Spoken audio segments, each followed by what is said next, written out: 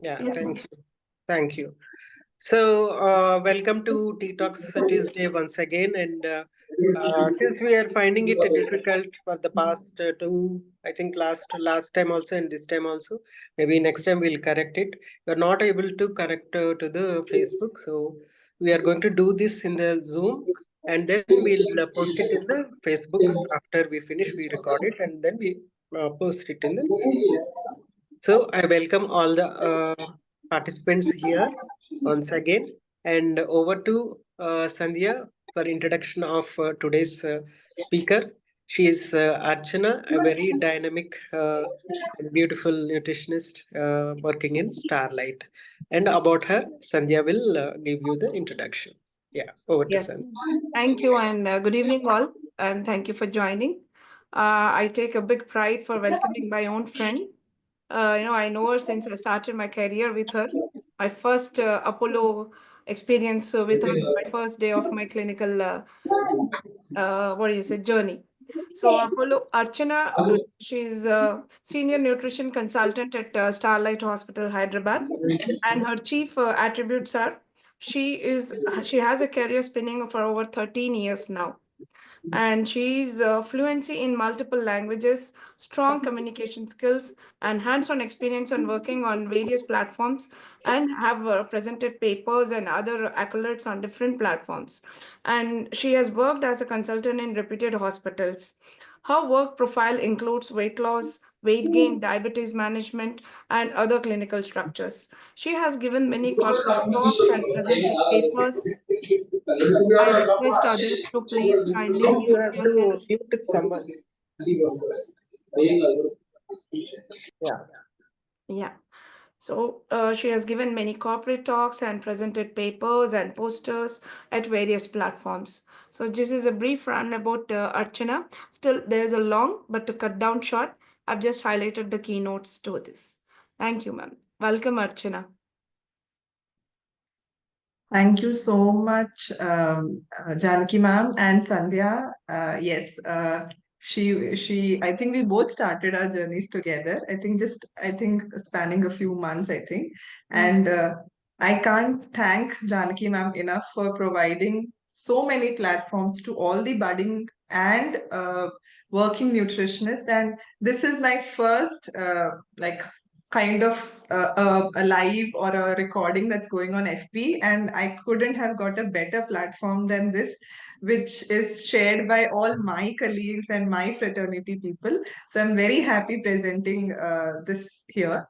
So if you all permit, I'll start my presentation. Go ahead, Archana. Great. Okay. Good to know that I'll you have so many colleagues around. Yeah. Yeah. I hope everybody is able to see my presentation. I'm going to, Yeah. yeah.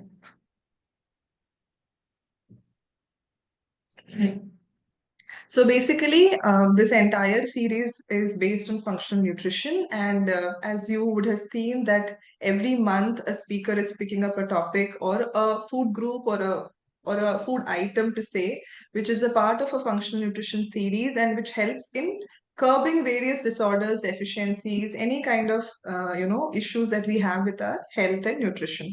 So today I have taken this topic, which is also very close to my heart because I use it very extensively and I use it a lot in my practice. So, fiber is something which is, I think, everyone's best friend. So that is why my topic says fiber, which is a friendly way to lose that extra weight without any stress. So basically, first, just a brief description of what is fiber. So fiber, by definition, it refers to the indigestible parts of plant foods, such as the fruits and veggies and grains and nuts. So whatever is the indigestible part, which does not get broken down by the digestive system, and it instead passes through the gut, which adds bulk to the stool. Okay? You can also get fiber from supplements like so. Fruits, veggies, whole grains are all natural sources, but you can also get fiber from supplements like psyllium husk, PHGG prebiotic, which is a lot in use these days in all our fiber supplements. So basically, fiber is nothing but the the outer skin of all the fruits, veggies, and the whole grains, to put it in a more simple way, which is not digested by our system, but it passes on through the entire gut and adds the heaviness and the viscousness to the stool.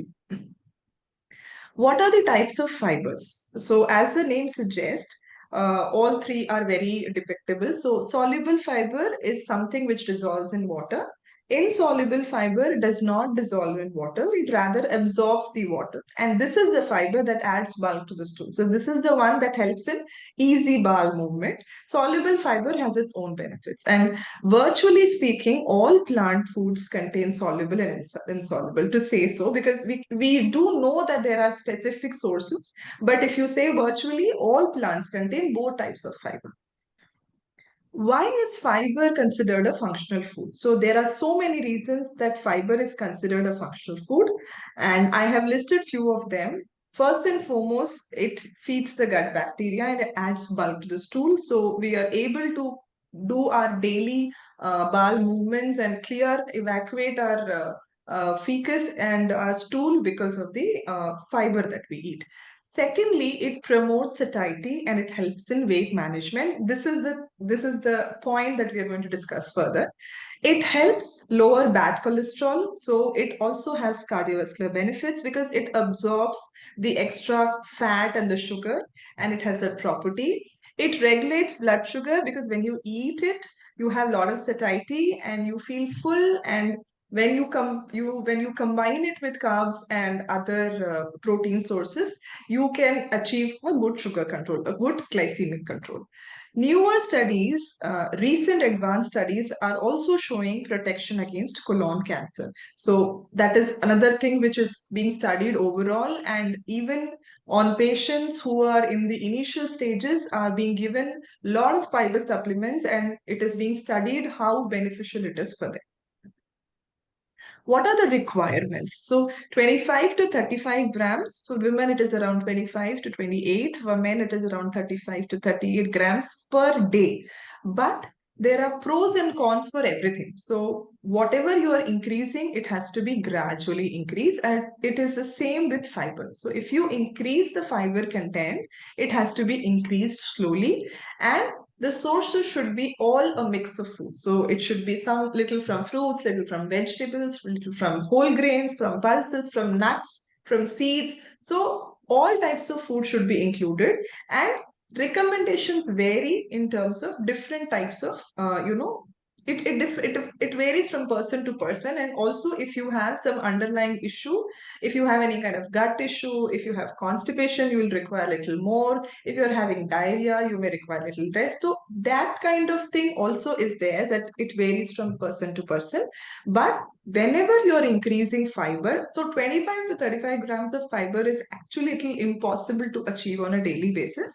But people who want to attain that kind of fiber intake per day should do it gradually and not try to take everything in one go, because then you may have flatulence, you may have stomach upset, and you also can go into kind of constipation, which is like contradictory, if you don't take enough water. So the amount of fluid has to be directly proportional to the amount of fiber you take. So it has to go parallel.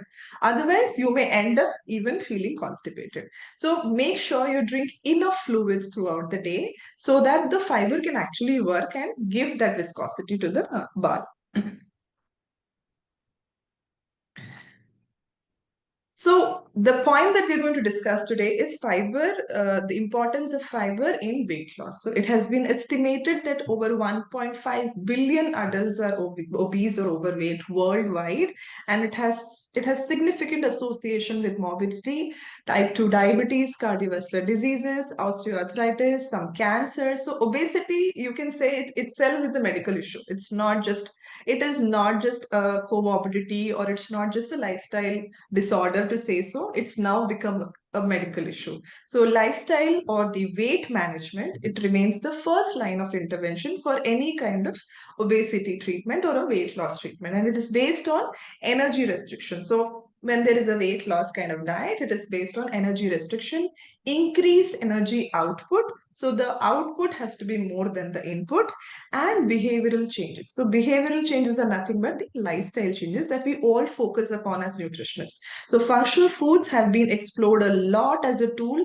for enhancing the weight management in terms of lifestyle changes. So that is where it comes in, and fiber is very, very important in terms of those things. To lose weight, everybody knows here that you have to be in a calorie deficit, which means you will have to burn more calories than you consume. So many people count their calories, but it may not be necessary to count your calories if you are actually choosing the right foods to eat.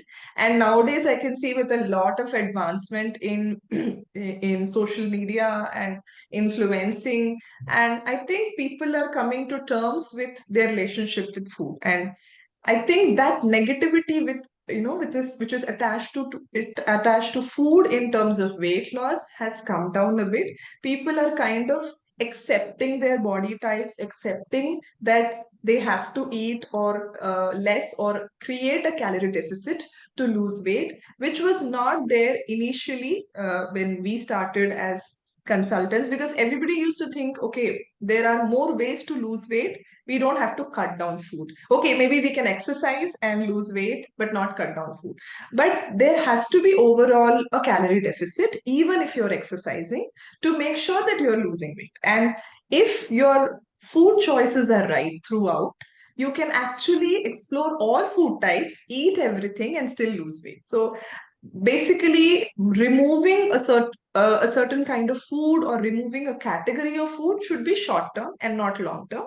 And we have to make sure that we give that confidence to the client as a nutritionist, that you can eat everything, but it has to be portioned. So there, fiber helps a lot, because whenever we talk about any kind of calorie deficit, we make sure that the person is full. So when you are full, you will be able to cut down on other things which are required to be cut down. So anything that reduces your appetite will automatically decrease your calorie intake, and with smaller appetite you may lose weight even without having to think about it. So that is the key when you are setting up a plate for anybody who wants to lose weight or who wants to shed off those extra kilos.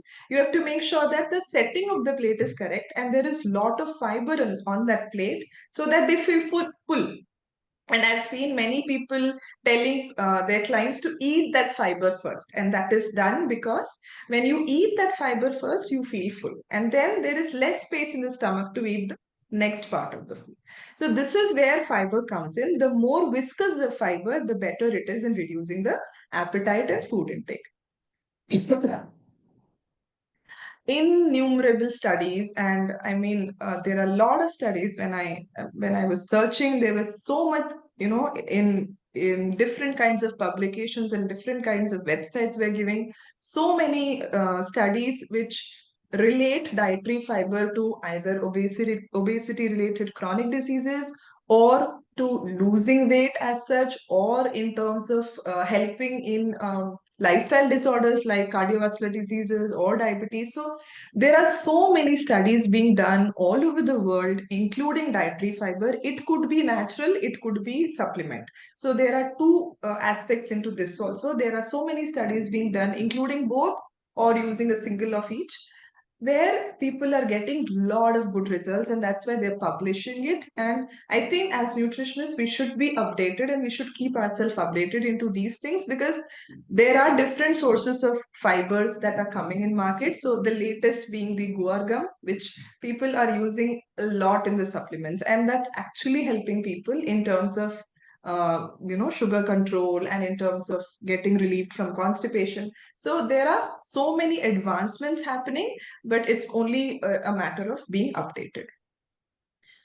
We all know what are the sources of fiber. So all fruits and vegetables are a source of fiber, and we have to make sure that we are eating fruits and vegetables on a daily basis. It could be in any form. It could be as a curry, it could be as a salad, it could be, as a smoothie, anything, any which ways where you can just make sure that the fruits and the veggies are going inside your body. that is what we require. So when we are hell bent on telling them to take it in a, in a particular way, that is where, you draw a line between you and your client. So make sure that you are telling them to eat in any form which is comfortable for them. So sometimes what happens is, when I mentioned in the earlier slides, that sometimes some people don't digest the fiber properly, and it's not very easy for them to take that amount of fiber together. So we can always tell them to, soften them, boil them, steam your vegetables, and then take it. And that will be much more easier for them to digest. So fruits and veggies in any form have to go inside on a daily basis. Whole grains and legumes. So whole grains and legumes are again a source of. So that is why we try to restrict any kind of refined flours and, anything which has gone several rounds of, refinement in the machine, because the entire bran is removed and you don't get that fiber from them. That's why that word whole grain, because whole grain means the bran is intact, the fiber is intact. So you have to make sure that you're taking whole grains and legumes on a daily basis. For example, nuts and seeds, another, we should say, a very sidelined category which people don't actually explore much. But nuts and seeds are something in terms of fiber which give you the almost equivalent to fruits and veggies satiety. It's almost equal to that. So nuts and seed can be a great snack, and that will give you satiety and fiber and the micronutrients. So it's like a hidden gem. The nuts and seed category is like a hidden gem. And the same goes true for even nuts and seeds, that you can take it in any form, preferably which makes you take in less sugar and less carbs, because most of the times the food itself is not bad. The way we take it, the way we cook it is wrong. So if you see, a particular food will be very high in protein, but the way you cook it, if you just put it in the oil directly, then you are actually taking protein and fats together. So the nutritive value goes down just by the wrong method of cooking. So nuts and seeds best are taken raw or soaked. But if suppose you're finding it difficult to take it like that, you can find a very easy method to put it in your diet. You can either mix it in your milk, or you can make like jaggery laddus out of it, or any which ways, those have to be included. And these, apart from fiber, also have other benefits, like being rich in micronutrients, being rich in omegas. So this is like a dual purpose thing that you're taking, and it gives you two benefits. Then comes fiber supplements. So fiber supplements are now being extensively used, and there is still less awareness about it. But we as dietitians, I have gone to many conferences where dietitians themselves have used it in their patients, in their clients, and have got wonderful results in terms of diarrhea, or in terms of constipation, or in terms of critically ill patients also. They are using supplements and they're getting good results, and they are publishing those results. So fiber supplements are something that we should always, you should actually at least kind of try, at least when the other foods are not working. So that is always the case, that you should try natural foods first. But if it's not working, and if the body is taking more or asking for more, supplements are also a good choice. I wanted to include this slide because this is where most people get confused as to how to read the labels for the fiber content. So when you're reading the labels, you have to aim for foods which have at least 3 to 5 grams or more per serving. So that is where you can at least safely say that, okay, this product is little bit good in fiber. Okay. We cannot just say high in fiber and give 2 grams per serving, and understand the percent daily value. So the percent daily value, if it's 5% or less, it's actually not good. It has to be 10% or more. So this is something which I think a lot of people will find useful, because when you're reading the label, you don't understand the difference between serving and the percent daily value. So make sure that at least 10% or more of fiber is there in that food to be called as high fiber. And check for whole grains, and avoid any kind of enriched flours. So enriched flours are actually not good in fiber. So make sure that you are seeing whole grains there. Check for added fiber. Okay, there could be many products which are having added fiber, and along with the added fiber, there will be added sugars also. So when you are seeing this, it has to be very much, you have to be very much particular about seeing these kind of things. So when you come to weight loss on a daily basis, when you are seeing someone as a nutritionist, we make sure that there is overall a good fiber intake by the client on a daily basis. And initially, when you're giving them a diet, or if someone is following something at home, you will find that you are actually taking less fiber than what you think that you're taking. So when you sit down and like make a diary and kind of note down the food products that you're eating on a daily basis, you will get a fair idea whether you are actually taking high fiber or not. And when you're taking high fiber, as I mentioned before, the fluid amount has to be equally good. If you're not taking good amount of fluids, then the fiber is not going to be of much use to your body. So that is one thing. And whether the fiber is actually working or not, there are so many parameters to check that. One is when you have a very clear bowel movement, when you feel that, okay, if suppose you have sugar, or if you have diabetes, or if you have cardiovascular issues, those things will definitely be, you will be able to see that through your blood work.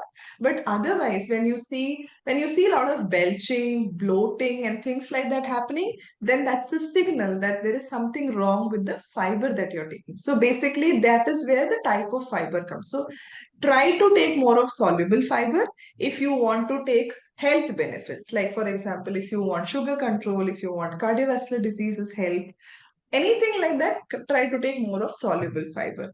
If you want to get rid of constipation, there you have to take insoluble fiber. So soluble fiber and insoluble fiber comes into picture here. And the best examples what for soluble fiber I can give is, you can say oats, you can take whole grains, everything which has, that kind of bran is a soluble fiber. And when you say insoluble fiber, that is where you get everything which has peel. So that is why we also, tell everybody that, okay, don't peel your foods, eat it with the skin. So that is where the fiber or the insoluble fiber is. So there are many places in terms of fruits, like for example, fruits and vegetables, many people are afraid of eating it with the skin because they think there are a lot of insecticides or pesticides on that. So there can be so many ways to wash the fruit properly and take it, but peeling, I would say, is not a good idea. It's always better to go for good quality of fruits which you can eat with peel, and not remove the peel, because the peel is the outer layer which is giving you the fiber. So I think that is very important to understand, because I have seen even kids taking, fruits without peel. And I think it should not be given. Like, see, if you are above an age and if your digestion is already compromised, then if you are avoiding high fiber and removing the peel and giving them, that is understandable. But I think kids and young teenagers should not be taking it without the peel, because peel has a lot of fiber. And I get a lot of clients, and I see a lot of patients who are youngsters suffering from constipation because there is no fiber intake. One is they are relying too much on animal sources of protein and fats. So there is literally no vegetable in their day-to-day routine eating. So that is one thing which I feel is not the child's fault, but the parents' fault, because something which you can, make it as a habit from the beginning, they will definitely respond to it.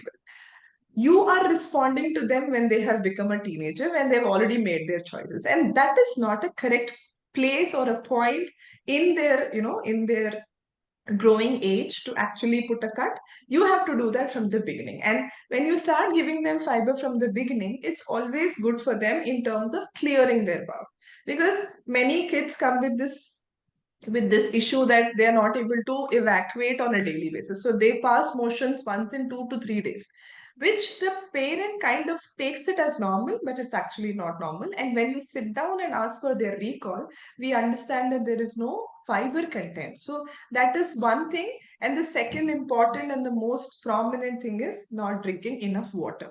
So you are taking fiber, but then you're not drinking enough water. So as I mentioned, these two things go hand in hand, and people are not very much aware about it because they think that okay, we are telling them to drink water so that they can be full, but actually we tell them that in your diet we have increased the fiber content, so it's very important for you to drink water.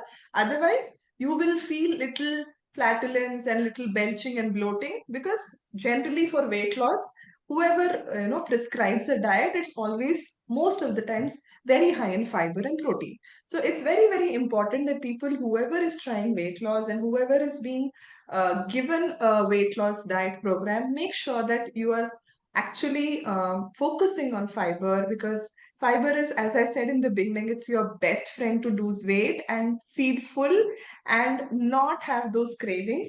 And fiber is the most easiest, it is most easily available around us, because you don't have to actually go searching it anywhere, and you have it in all the food items which are around us. It's just a matter of including it. And I always tell in my practice also that people who have money, they don't invest it in fruits and vegetables, and they, people who don't have money, they want to buy those fruits and vegetables. So it's like that, it's contradictory, that people who are well off, they don't actually eat fruit on a daily basis, and people who can't buy fruits, they actually want to eat on a daily basis, they end up eating only bananas. So that is where a lot of awareness has to be created from our end, that eating a fruit every day is the best investment for your life, because that way you're giving your body fiber, micronutrients, natural carbs, good carbs, and you are also making sure that overall there is some some fiber in your in your daily diet. So this is something that as a nutritionist I think we should try to tell people. And fiber with respect to weight loss can be a huge topic to discuss, but I wanted to keep it simple for people to understand in terms of what a nutritionist focuses on when we are trying to give you a diet. So this one last point I wanted to add is, whenever we give a diet, or whenever somebody wants to do a diet, they always think that okay, just because we are going to a nutritionist, there's going to be a lot of salads. So the salad part is important, because that is where you're getting your fiber from. So salad will be there in a diet plan. It is not just to make you, to make you believe that every diet plan is going to be like that. It's not for that. It's because there is a scientific reason for putting fiber there, that will keep you full, that will make you, it has higher satiety value. So it keeps you running throughout the day without feeling any cravings. On the other hand, your bowel is clear, you are getting a lot of micronutrients and nutrients from the same foods. So actually, the dietitian or the nutrition is trying to get you everything possible in that simple food. So that is the basic, idea behind putting these kind of foods. And this is the food that is going to, in the long run, also throughout your weight loss journey, help you in everything that is mentioned just now. So I think fiber as a functional food for weight loss is the number one component that everybody should be highlighting and using and implementing, so that they get the best results. Thank you so much. uh, i would uh, I would be very happy if anybody has any queries. You can stop the screen share. Yes, I have question. Can I ask that? Yes, ma. Please go ahead. So millets is a good sources of fiber. So millets, some people will have millets with milk is the right combination. So pediatrics, they will have millets with buttermilk or millets with milk, like millets porridge or not. Is it advisable or it's not advisable? Milk with Millet millets. with milk. Yeah, we do Yes. advise millet porridges. People, this one more thing which is being very rampantly, people are coming up is lactose free, gluten free. And I Yes. always tell my clients, if you are not lactose intolerant, there is no need to actually cut down on lactose, because that is where you're getting your calcium and protein from. And curd is also very good probiotic. So Yes, yes. we do suggest Millets millet with milk. porridges with milk, and you can take it as even oats also as porridges, Yes, or yes. you can take Can multi-millet sometimes porridge in milk. So, like my which another, is yeah. very fine. It's And okay to rice, take it like that. rice with milk also, nowadays pediatrics, some others are giving so many rice with milk night time. Rice, yeah. Rice with milk or idli with milk or chapati with milk they're giving. Yes, So it is yes, advisable, or it's not. Yes, milk is a good source of calcium, but yes. daily basis they recommend more of milk, like 1 liter of milk for 1 year, or it's leading to constipation, 1.5 liter like that. So it is advisable or not? So see, this depends on person to person. If that child or baby or whoever you are talking about, if they are feeling that they are getting constipated with milk, you can dilute the milk and give. Even if you don't want to give like hard milk, you can dilute the milk and give. But it is actually okay to give it to kids. I can talk with my own experience. I have given ragi porridge, thick ragi with milk to my daughter for 3 years, and she never had any problem with constipation. So this is again gut to gut. But in terms of scientific reasons, there is no scientific reason to not give it to somebody of that age. You can give whatever is suiting, but there are kids, because I have seen kids around me who have problem of constipation with giving milk. So then what you can do is give millet porridge with water. There is no harm in doing that. Give millet porridge with water, reduce the quantity of the milk, but only thing is you have to keep this updated to your nutritionist for her to change it. And this has to be noted, like it has to be properly noted, documented, and you have to maintain a diary and see what is suiting, what is not suiting. Because I'm not sure which age group you're talking about, but for that age group, small age group, it has to be noted, and it has to be clearly mentioned that okay, this food created this. There could be several other factors also. There could be several other factors, as I mentioned. Maybe the child is not drinking enough water, so that could also be a reason, because in children it's very difficult for them to make them drink water. So then what you can try is, as I said, you can dilute the milk. That way little milk and little water both will go inside. And now that you're asking it, it's like an open thing, because 1 liter of milk, why that nutritionist suggested, we cannot say it here, because she might have calculated the needs in such basis. So if we know the entire history, we can know why that was suggested and why it can be cut down or increased. But generally speaking, millet porridge with milk is okay. Even ragi porridge, people take it with milk or buttermilk. So that's completely fine. Unless and until you are lactose intolerant, you're trying to cut down on carbs, or you're trying to cut down on whey, any such restriction, then you can come down. Otherwise, I don't think so there is a need to cut it. Okay, thank you. And another one questions, which, like, for example, some children won't chew properly food, so mother will grind the palak. They will cook with the batter, palak, grinded palak. Palak, Yes, like palak spinach you grinded. meant. Yes, yes, spinach, Uh-huh. grinded Huh. spinach. They will make it with Okay. dough and they will cook, and they will give. They won't cook like shredder vegetables. They won't give vegetables like that. They will grind it with mixie and mix it with batter, and they will make. Is it advisable or not? See, there is something called baby-led weaning or a child-led weaning. Initially, when you are giving solids to your child or to the baby, you have to make sure that they chew. You have to make sure you give that practice to them. So giving everything in the form of paste will actually restrict more chewing for them.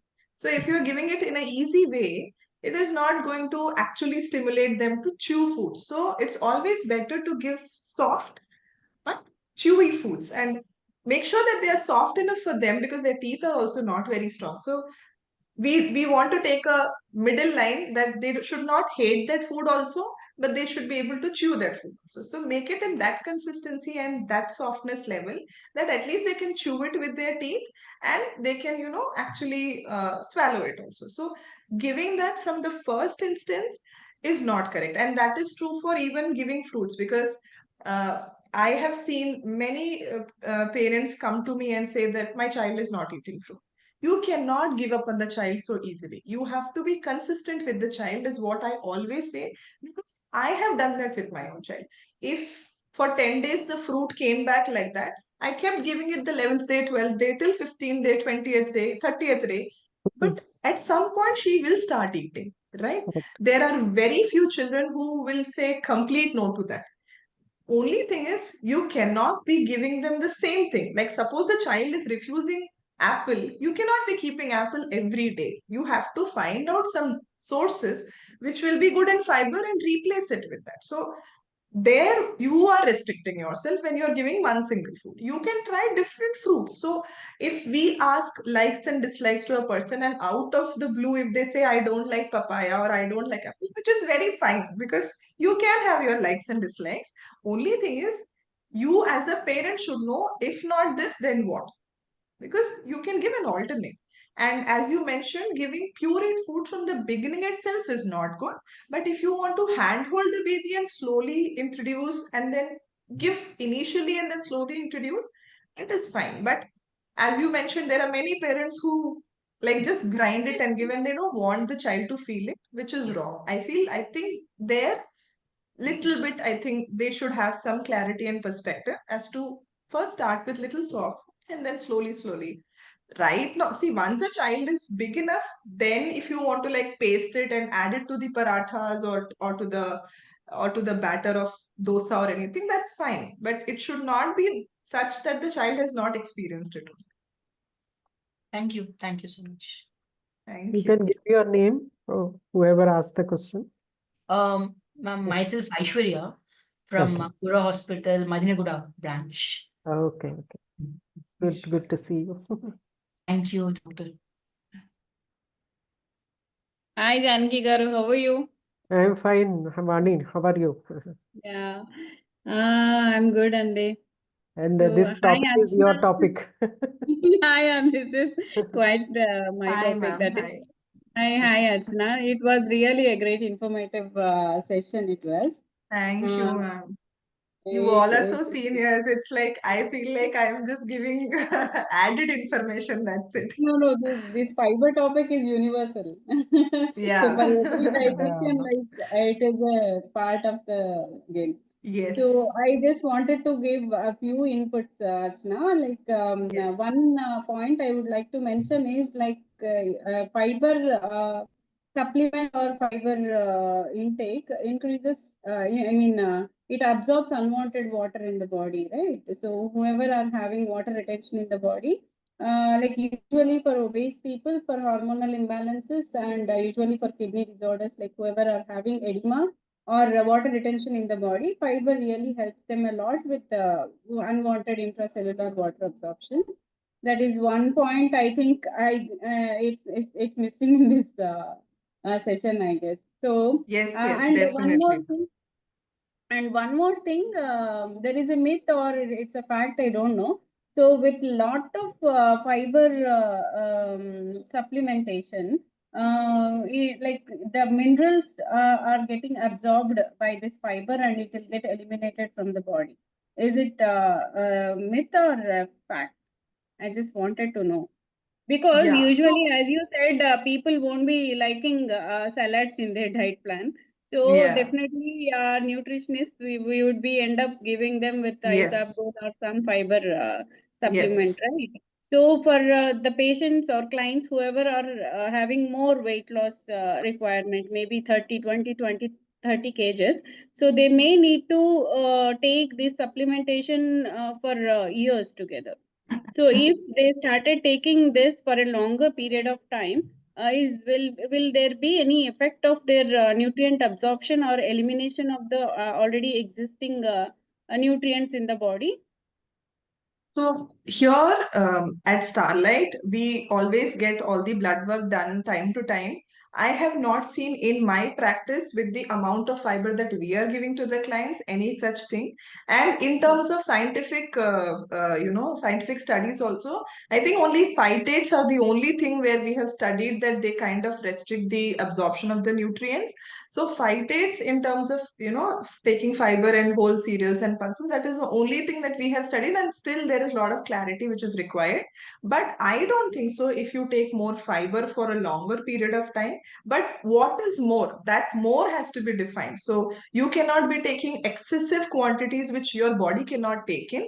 But That's what. nutrient absorption, there has been no such cases which I have seen or somebody has reported to me. In fact, their blood work has become better, in fact, because in terms of, as I said initially, when you're taking a fruit for fiber, you are also taking micronutrients, right? So people have actually bettered their blood work in my practice. I have not seen anywhere, or I have not read or seen anywhere where fiber actually decreases the absorption of nutrients.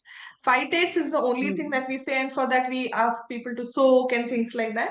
I think that is the only thing which is being studied, but otherwise fiber does not restrict absorption. I don't know if you have to tell, if you have seen any No, case like that. actually, there is no research regarding the same. Yeah. But then what I Yes. feel is like daily requirement is 250 grams of fiber. Only after eating 1 kg of vegetable, we will be getting that much of fiber. Yes. So anyways, with the It is supplement not of possible. will That's be what I given mentioned in only the unless beginning. We can't reach dosage. that amount of fiber any which ways. Yes. So Yes. anyways, we like overloading of fiber will not be there anyways. Not happen. Yeah, Again, that's what. Just because so we keep 2, 3, salads and all, people feel that, they are being that is overloaded with. excess. That Ideally is speaking, they excess, are not exactly. taking enough in the Yes, first yes. place. So if that is the case, then we may need to eat throughout the day only the fiber only. Then only it Right. will get overloaded. Right. Fine, And fine. also in practice, whenever we are restricting calories or when we are talking about weight loss, we anyhow tell them to take a multivitamin or something which will help them to keep their reserves. Because whenever you are restricting something, you will have some deficiency which is not coming from those foods that are restricted. So always taking a multivitamin and taking support from supplements is always good, is what I feel, in terms Anyways, of taking people a will be multivitamin having or omega. some or the other deficiencies for sure. If they are Yes, looking yes, for weight loss or if it is a hormonal issue, yes, definitely they must yes. be having like multivitamin and multi-mineral deficiencies. So it's always Adi, better to give them a yes, supplementation along with this fiber supplement. correct. Yeah. Yeah. So then that is why I think both ways it gets balanced. So they don't see any micronutrient deficiencies as such. Yeah. So thank you so much for the session. Thank you, Thank Janaki you, garu. ma'am. Thank you, Vani, for the inputs. Yeah, Thank Kavita, you. stay back, Vani. Kavita, would you like to speak? She has put a message saying that, Yeah, hi, hi Janaki. hi, Kavita, how are I you? don't Long want to time. switch on my video. Huh? Yeah, okay. No problem. No, I just heard Dr. Vani asking something. Hmm. So I have read a few papers where when there is excessive fiber intake, Yes. the passage of time of the food becomes a little short. So that may in the long run affect nutrient absorption. That Right. is one thing I wanted to add. That's it. Yeah, even I too read some time back. Excess fiber will combine with iron and calcium. Yeah. It will lead to calcium deficiency and iron deficiency. And in fact, I've seen some very, some clients who very ardently take millets morning, evening, afternoon, all Exactly. completely millet. There's no other food except millet. Then I've seen some cases, my personal experience, that they had calcium deficiency and iron deficiency both. Yes. Then we stopped and we mixed the millets into the regular food, rice mixed Yes. with millets, wheat mixed with millet. Then the results they started improving. We could actually hear the bones while sitting and getting up. We could, that to that level it has come to. So that's how it is. Yes, ma'am. You're actually right. Because even when we get clients who are eating morning, evening, night millets, we ask them to actually include others here, because they're limiting their, of course, they're taking too much fiber, they're limiting their other nutrients which are coming from other sources of carbs. And yeah, because of the popularity of millets, I think people are relying too much on that. Yeah. No, no But doubt yes, it's a good food, but we have yes, to, definitely. everything good, Excess excess of is not anything, good. yeah, excess of anything is bad. Yeah. And firstly, they are not able to realize, but these people do come with lot of gut issues, like they are feeling lot of flatulence and uneasiness, stomach upset. So that is true in terms of it is actually reducing the gastroparesis. So that's actually true that too much fiber, excess, yeah, definitely it will And create it a also problem. leads to too much fiber also. I've seen transient IBS. There'll be Yes, transient IBS. Once they stop, yes, then they'll become normal. yes, yes. So like some people are obsessed with fiber also. Have to take more fiber, have to take more fiber, Yes, and they keep yes, on taking a lot of fiber, more than yes, that is required for them, and they land up with IBS also. yes. True. Very nice presentation, Archana. Yeah, Thank you, ma'am. Thank you. very nice one. Nice, crisp and to the point. Uh, Thank you, ma'am. Thank you. And for weight loss, I have my question. For weight loss, Yeah. say for example, a person has to lose about 20 to 30 kgs. How in weight, how much of vegetables and how much of fruits you will recommend in weight? For example, say 250 grams or half a kg or 1 kg, the entire So day, entire day. entire day. So basically, if you are counting only lunch and dinner, so basically for a standard diet for weight loss, at least 100 to 150 grams in one meal. Okay. So that is the max anybody can take, because then little fiber will come from pulse and little fiber will come from the rice or millets that you're eating. So max 100 to 150 grams is what we suggest in one meal. So basically lunch and dinner, mostly in breakfast, except for the fact that you put little veggies in your upma or you put little veggies in your dosa or anything. I think major comes from lunch and dinner.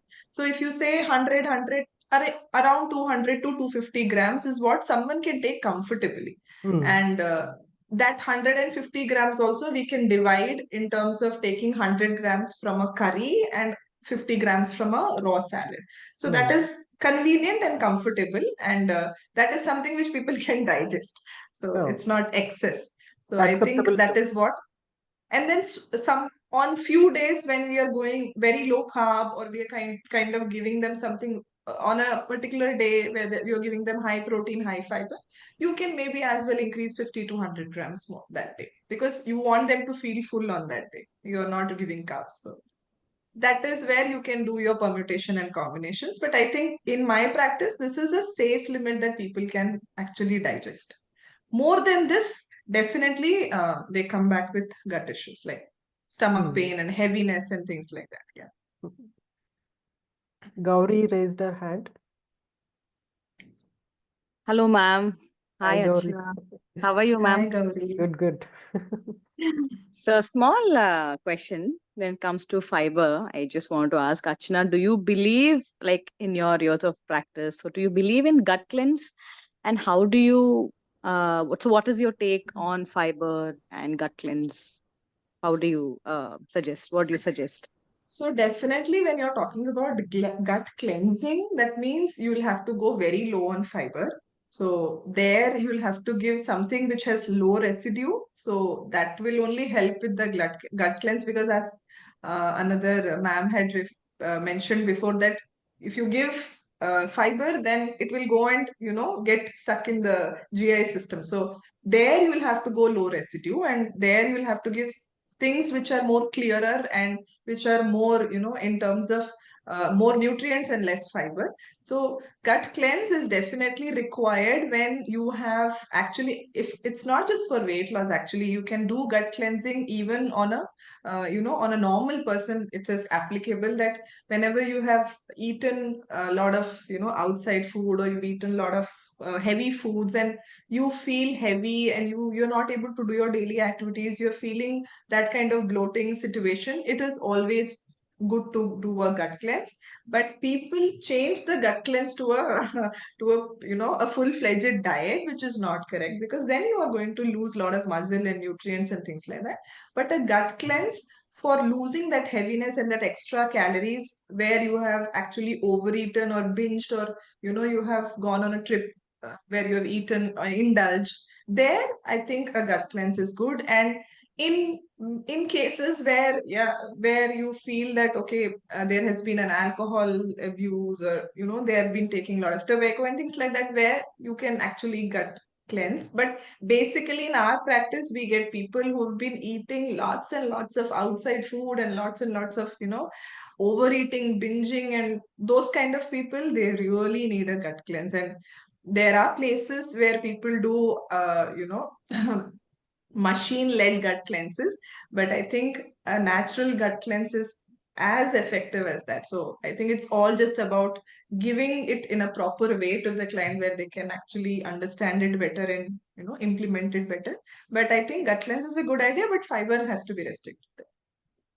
Then How in much such fiber? cases, what about diet? Yeah. How much fiber? Yeah, actually, my question was that only what Gauri was asking. Blood cleansing. How do you naturally do the gut cleansing for obese people before they start the diet? It is basically we try to give a lot of clear fluids. So it's more of clear fluids, and I personally give them little bit of fruits and nuts, but they are portioned. So we don't completely restrict the fiber. It's maybe around 10 grams or 15 grams of half of what their recommendation is. And we also calculate their recall and try to find out how much they're actually taking, so that we can actually do a gut cleanse for them. So basically it's very, Actually, very less than 10 grams of fiber. sorry to interfere. Actually, providing them with the probiotics will give good gut cleansing, Janki Garu. So starting with fiber supplement along with probiotics. So first of all, they'll start with Probiotic the supplement, you mean? probiotic supplements, in the sense Wellgut or Yakult. So these are the Okay. supplements apart from yogurts and all.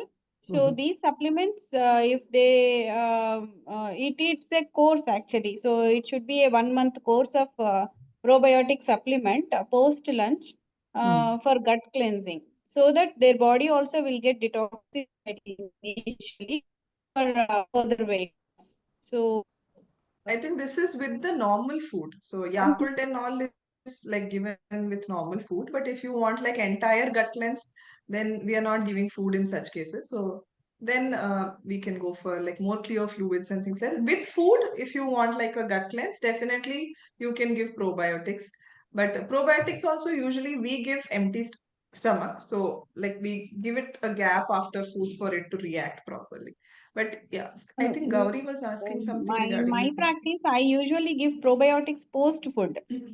Because Okay. no, after taking food, all the microorganisms will come to eat that food. No, so that is the best time to take probiotics. Probiotics are nothing but good bacteria, which will like destroy the bad bacteria and cleanse the gut.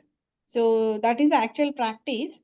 So empty stomach, I don't think so. Prebiotics can be given on empty stomach, but probiotics should be given The post lunch, post probiotic food. supplements like Good Bug and all, they are taken empty stomach only in the Empty morning. Like stomach. people are taking Okay, that in. okay. Yeah, those particular Good Bug and all. Yakult we also give like post food, like in the Post. night. So yeah, Yakult we also give like that. Good Bug and all empty stomach people, like it's the So I usually advice is to suggest take empty Yakult for kids and Wellgut for stomach. adults.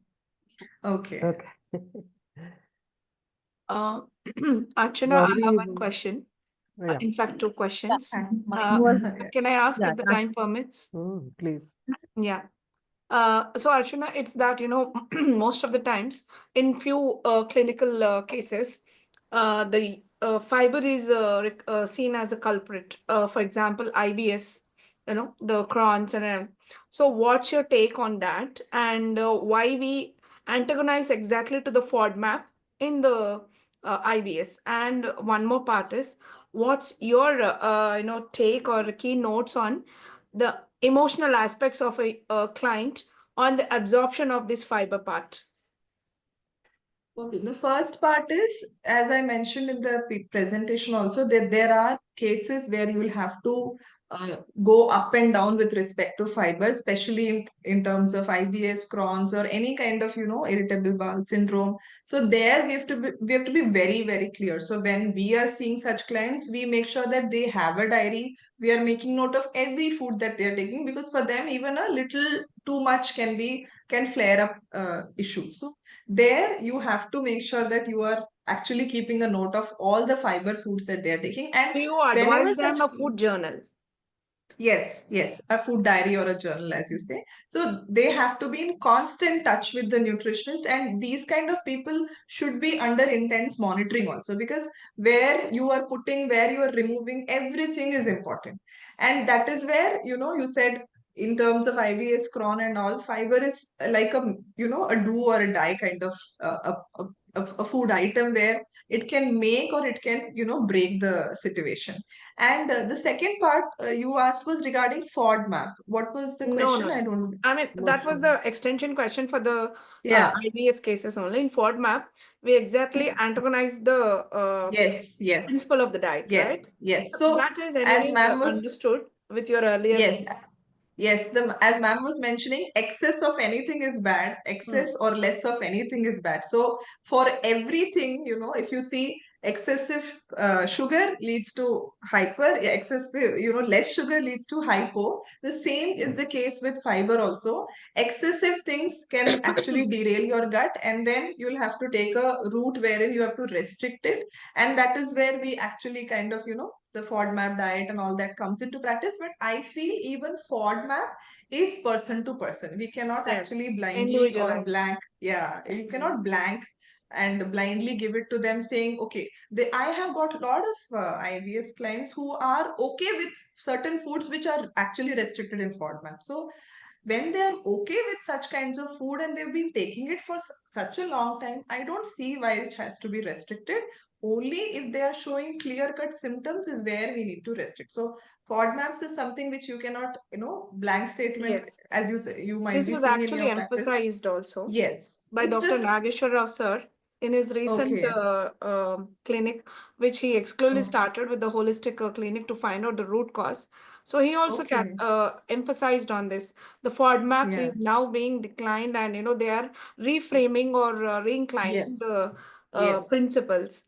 But second Yes. question was, what's your understanding and how you say your client about the mental status or the emotional starving, the emotional starving of the client, which is related to the malabsorption of the fiber. Emotional status of the client because of fiber not getting digested. I think that's complete. I think it's No, a no, no, very rare not occasion. because of that. Because of poor emotional imbalance or because of the Oh, emotional starvation, how this fiber absorption, because most of the clients, they complain, I eat daily salads, I eat daily veggies, but still I'm not having a good bowel habit. So how is it that you see into this aspect? yes, yeah. This I have seen many clients who are taking good amount of fiber, but they don't see any change in their bowel habits. Mm. So then we have to, like, basically we ask these things in the beginning itself, that how is your stress level? What is that you Mm. are not dependent or dependent on someone? So these kind of factors which are playing in around their brain is also very, very important to understand that, okay, because of this, maybe the client or the patient is eating the food very quickly, which is not, they're not chewing it properly, or they are choosing wrong fiber, or they're choosing the wrong cooking method. Maybe, for example, in terms of millets, maybe they're not soaking the millets properly for the bioavailability. So there are so many things which then you have to, actually delve into. And in terms of emotions that you said, you have to make sure that they are in a good space. So as you say, you might be knowing it best, when you say holistic, And it's all, it's integrated overall. So approach. they have Yes, to be yes. in a good space of mind to do any kind of diet, Mm. not Mm. just a weight loss diet, but anything for that matter. And this I mentioned in the beginning, that the relationship of the person with their food should be very cordial. It should not be in a negative space. So they should never be in a negative space, and you as a nutritionist should try not to take them into a negative space. Mm. And that is like today itself, when one of my clients, she was like, I had a slice of pizza, and I was like, it's okay. You are having that slice of pizza after 3 to 4 weeks of self-control. You should actually, give yourself that credit that you actually controlled it and you're having it. So that's the case with me also. Even I can have a craving of eating a pizza once in a month, which is okay. So please stop, being guilty for that, and try to be in a happy space when you're doing a diet, and try. Then only I think the compliance is also better, and the digestibility, absorption, and things like that is better. It is same as that for a kid. When you say the kid is happily eating, it shows on the body. It's the same for the adult, is what I feel. So the relationship with the food has to be very cordial, and we are actually the interface between the client and the food, is what I feel. Yeah. Thank you. Thank you for that. Thank you. That's a good discussion for us. Thank you, ma'am. Okay, so now I think time is up. Maybe we have to close, but it's a real. There are a lot of take-home messages. That first of all, we have to look at what kind of fiber we are taking, what kind of fiber we need, what is our condition, and based on that, how much fiber and how to take, and all those things. And then, and one interesting thing that has come up is gut cleansing. So I think we need to have another session on gut cleansing, because there are so many practices. There are in natural system also, there are so many practices. There's a yoga practice, there's Ayurveda practice, and there's a homeopathy practice. So what we will do is next, maybe whenever possible, we'll have this integrated discussion on gut cleansing, which is most important now, because given the type of food that we are taking, we need to have gut cleanse at least once a month, if not, every week or so. In good olden days, our grandparents used to give that castor oil for gut cleansing. So that's how they were really strong, and they used to eat well till all our grandparents, they still eat well, and they are strong. Their teeth are strong, their bones are strong. But nowadays, children have a lot of issues right from the childhood itself, and it's quite common to pop up pills for things. Anything, just pop up a pill, and these things are happening. So let us probe more into this fiber aspect, and many more aspects related to fiber. So Anjali, she has. You can speak, Anjali. Much needed topic for discussion. Thank you, Janaki Garu, Archana. It was a good presentation. Yeah, ma'am is actually, I think she's on the way back. So Okay. maybe that's why she's just put a message. Quite Thank you, ma'am. Thank you so much for this opportunity. And thank you to pleasure. all my colleagues, seniors. This is a very good platform for us to exchange our ideas also. And Right. I'm so happy to be a part of this fraternity. Yeah, this platform is not only for dietitians, nutritionists, but it is also for general public, because since it will be posted in the Facebook, Yes, people will keep looking at it. I know yes, many of my clients, they keep asking, are you not doing Teatalks? Where I mean, yes, they go back and check the yes, information and all. yes, So basic idea is to create a bank of knowledge here, so which will yes, yes, authentic knowledge with given yes. so many influences around. And from good, like authentic source, Yeah, it's coming. authentic. Yeah, Yes, that's what is important. yes. Thank you, Archana, for taking Thank your you, time ma'am. Thank you. coming here. So see you all guys next month again on the third Tuesday with a nice topic and another. Next year, ma'am. Next year, yes, new year. I will come New up year. with a new year. Bye, Gauri, saying bye. So yeah, next year we'll meet with new resolutions rather. Okay then. Yes, ma'am. Happy Bye. New Year, ma'am, and everybody advance. Yeah, Happy New Year to you, Gauri. Thank you. Happy New Year, Thank Janki you. Garu and Archana too. Thank you. Thank you. Happy New Year to everyone. Happy New Year. Good way to end this. I think we can close the Sandhya. We can close it.